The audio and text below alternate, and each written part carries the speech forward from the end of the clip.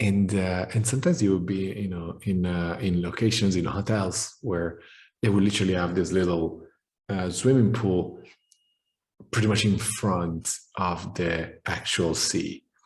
And for me, and again, I'm sure there must be some reason for this, but for me, it always seemed a not really good replacement, or kind of a surrogate, artificial copy of the real thing, in the sense that why would I be in a pool when I can be actually in the sea or in the ocean, right? Depending on where we were.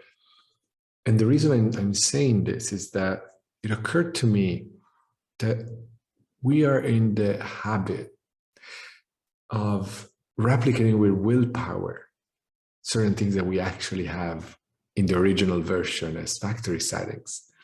And one of those is the passion and love to do the thing we want to do. I'll make it very practical because I understand it can get a bit heady, a bit theoretical.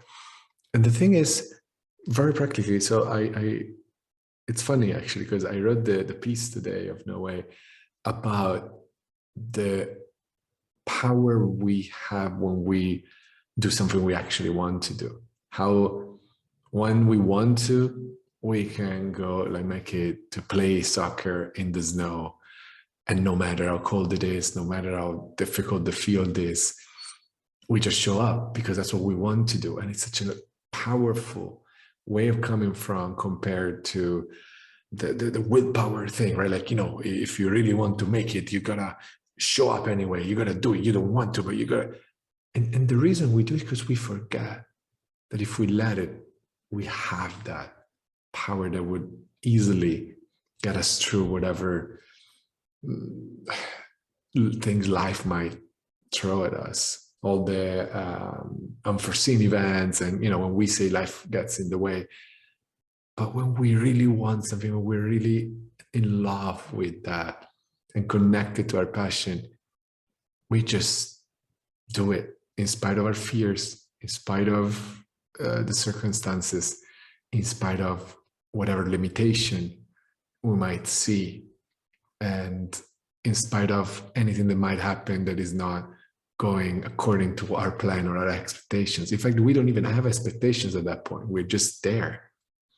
And so, as I was like writing or wanting to write an article about this, I noticed that a lot of habitual thoughts showed up. Like, oh man, it's Saturday and it's late and you're tired. You've been working really hard. In fact, you actually have a few other things to do before tomorrow for this course you're launching. Like, anyway, a million reasons came to mind or why I could maybe just skip this week of writing.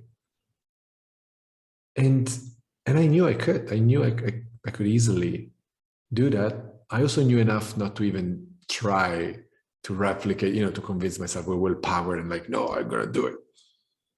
But thanks to the very topic I was writing about, it became kind of a reminder that, like, oh, hang on a second. I know I love NoWay and this project and writing these pieces. I just love it. It's always a moment of discovery. So why don't I get out of the way and let that emerge? And lo and behold, that's what happened. I just sat down, and I think 3 lines in, I was in love with what I was doing, and I really actually enjoyed it, and I took my time. And now I'm, recording this video, which again, I advised her, like, oh, I already wrote the article. Why would you also do the video this time? Can you just not do it? But I realized, like, oh no, I want to. I guess this distinction of following the breadcrumbs today is artificial or powered by will, and authentic, the real deal, or powered by soul, powered by spirit, powered by love. And we always have that option.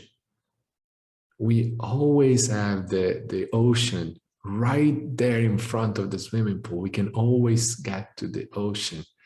and feel the enormous power of the ocean that just no swimming pool of a resort could ever match. I wish you a lot of ocean swimming in these days, and enjoy the ride.